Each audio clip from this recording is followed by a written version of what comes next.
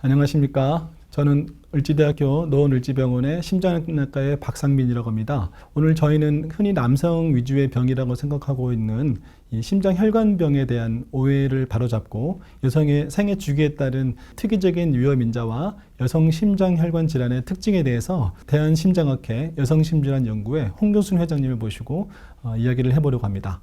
안녕하세요. 한림대학교 춘천성심병원 홍경순입니다. 많은 분이 심장 질환을 생각하면 남성의 병이라고 생각하시는 경우가 많은데 미국 기준으로 여성의 사망 원인 중 가장 높은 비율을 차지하는 게 심혈관 질환이고 우리나라의 경우에는 암에 이어서 두 번째이긴 하지만 현재 그 비율이 지속해서 증가하고 있습니다. 심혈관계 관련 질환인 심장 질환, 뇌혈관 질환, 고혈압성 질환을 합치면 인구 10만 명당 123.2명으로 암보다 우위에 있습니다. 또한 사망 원인의 3분의 2 정도가 심혈관 질환인 당뇨병 환자까지 생각하면 모든 암을 합한 것보다 훨씬 우위에 있다고 볼 수 있습니다. 네, 심장혈관 질환의 위험 요소는 다들 알고 계실 텐데요. 나이, 가족력, 고혈압, 당뇨병, 이상지혈증 같은 전통적인 부분이 있고요.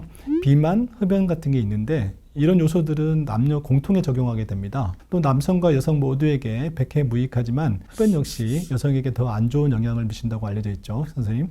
전통적인 위험인자인 흡연은 남성에게도 절대 괜찮다라고 말씀드릴 수 없는 큰 위험인자인데요. 여성에서는 조기 폐경을 유도한다는 다수의 연구 결과가 있습니다. 현재 흡연을 지속하는 여성과 비흡연자를 비교하면 폐경 시기가 0.8 내지 1.7년 정도 당겨지며 조기 폐경의 상대 위험도는 1.7배 내지 1.9배라고 보고되는데요. 폐경이 당겨질수록 심장혈관 질환의 위험도가 높아지기 때문에 여성에게 더 악영향을 미친다고 생각하시면 됩니다. 평균적으로 50세를 기준으로 여성들은 폐경을 경험하게 되는데요. 평균적인 폐경 연령인 45세 이전의 폐경을 경험한 여성들은 관상동맥 질환 발병률이 1.3배 더 높고 전체 심혈관 질환과 뇌졸중에도 같은 결과를 보였습니다.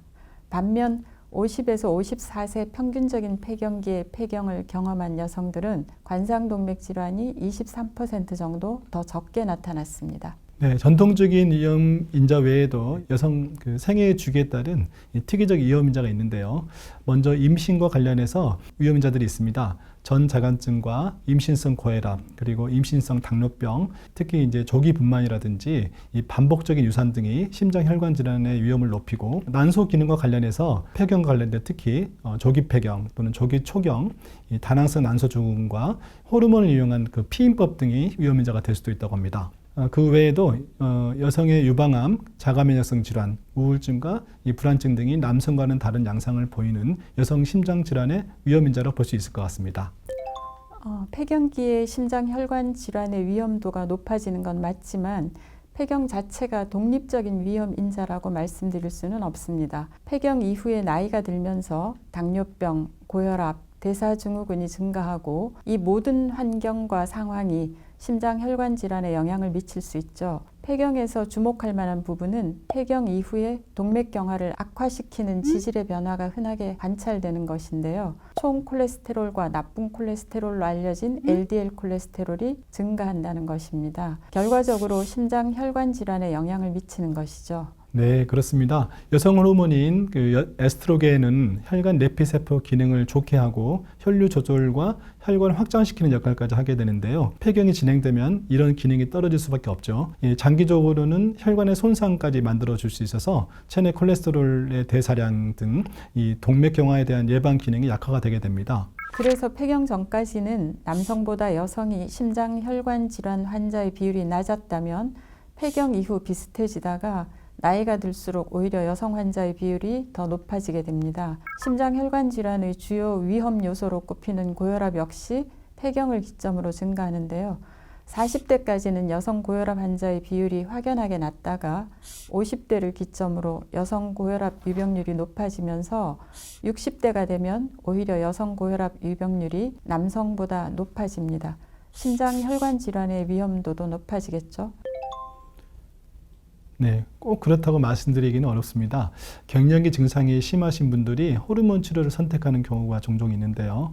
호르몬 치료에 사용되는 일부 약제들이 이런 이상지질증이나 폐동맥 혈전증 같은 위험을 높이는 경우가 있습니다. 그렇다고 극단적으로 호르몬 치료가 나쁘다 이렇게 말씀하실 수는 없고요. 이 갱년기 증상이 심해서 이 부인과에서 호르몬 치료를 권유받았다는 그런 경우는 혹시 내가 심혈관계 위험인자가 있는지에 대해서 먼저 체크를 해보시는 과정이 필요할 것 같습니다. 이 심근경색증이나 뇌졸중 같은 그 과가력이 있는 경우는 호르몬 치료는 가급적이면 금기가 되게 되고요. 이 다리에 깊은 정맥 혈전증을 경험하시거나 또는 동맥계통의 그 색전증 있는 경우 역시 위험도를 따져서 치료를 진행해야 되니까 꼭 미리 체크를 하시길 바랍니다. 그 외에도 가족 중에 심장혈관병에 기왕력이 있는 환자가 계신다든지 또는 고혈압이나 당뇨병 같은 심혈관계 위험인자가 있거나 이상지질증이 동반되어 있는 경우는 꼭 미리 상태를 미리 체크해 보시는 게 좋을 것 같습니다.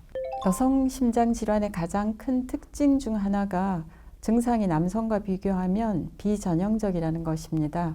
두근거림, 전신 위압감, 어지럼증, 숨찬 증상, 오심 소화불량 등 심장 질환의 증상으로 많이 꼽히는 경우가 있는데요. 첫 번째 문제는 이 증상들이 여성들이 쉽게 겪는 폐경기 증후군 증상과 비슷해서 심장 질환의 가능성을 의심하기 어렵다는 것입니다. 그리고 사회 환경적 요소를 말씀드리면 전통적인 환경에서 여성은 참는 경우가 많았죠.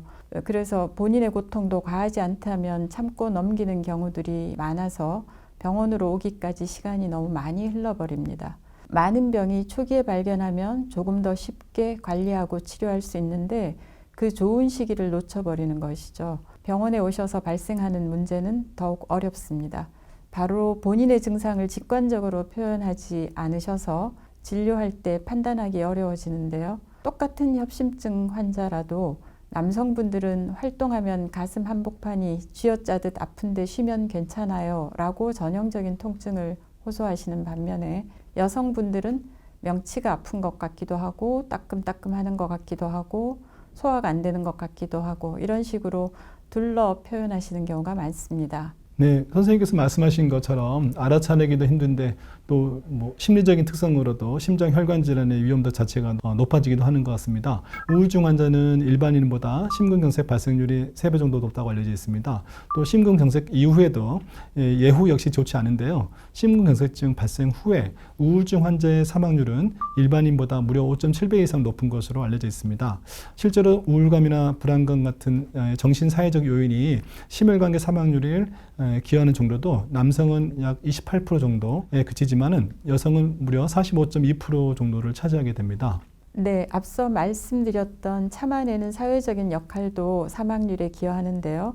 똑같은 심근경색 환자가 병원으로 와서 어느 혈관이 막혔는지 알아보는 혈관 조영술을 시도하면 여성들은 참다가 오랜 시간이 경과 후 병원에 오시는 분들이 많아서 여러 군데가 막혀 있거나 좁아진 경우가 많습니다. 당연히 예후가 좋지 않겠죠. 또한 다른 동반 질환이 있는 경우도 많고 병의 진행이 많이 된 경우도 흔해서 병원 내 사망률 역시 여성이 높은 편입니다. 자, 여성의 심장혈관 질환의 특이점에 대해서 말씀드렸는데요. 심장혈관병이 남성 위주의 질환이라는 오해는 좀 풀리셨나요? 오늘 말씀드린 것처럼 심장혈관 질환은 여성들만의 특징이 있기 때문에 진료와 관리에 있어서도 달라져야 하는 부분들이 많습니다. 특히 모든 병이 그렇듯 초기에 발견하면 치료가 보다 쉽고 더 중요한 건 병이 생기기 전에 예방하는 것이죠. 그렇다면 하루라도 젊을 때 위험인자를 확인하고 관리하는 게 필요하겠습니다. 여성 특유의 위험인자까지 포함해서 말이죠. 다음 편에서는 여성의 몸이 가장 스트레스를 많이 받는 임신 시기의 심장혈관 질환에 대해서 다뤄보도록 하겠습니다. 네, 오늘 말씀 감사합니다. 감사합니다. 감사합니다.